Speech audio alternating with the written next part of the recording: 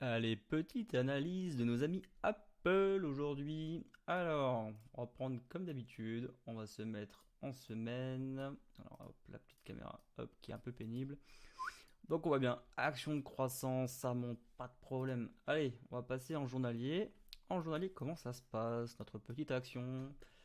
Alors, moi j'ai l'impression qu'il y a un petit truc là, petit support, ok, très bien, ça monte, ok. Alors, petit all-time high, comme on a l'habitude, on va aller chercher les derniers plus hauts du marché. On est plutôt par là, hop là. Donc, ok, on a les plus hauts qui sont le all-time high autour des zones des 200.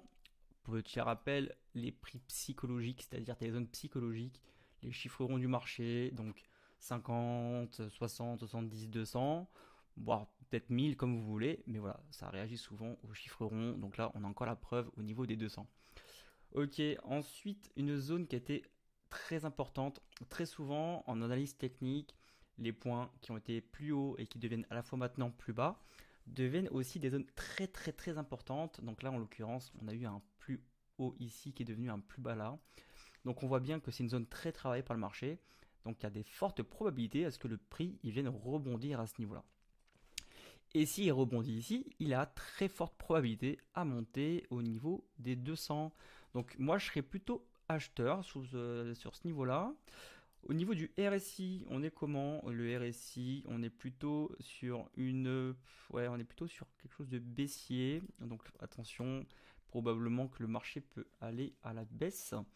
Et sur la moyenne vraiment mobile 200, pour aller chercher un peu la tendance du marché, on est quand même sur une tendance plutôt haussière avec un prix qui vient quand même rencontrer en fracturant par le haut.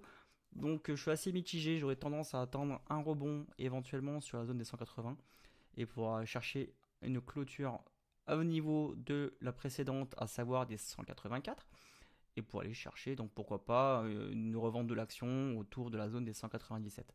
Voilà, c'était une petite analyse très rapide, très succincte, mais efficace, comme on aime de l'action Apple. Allez, bonne soirée à tous, allez, ciao.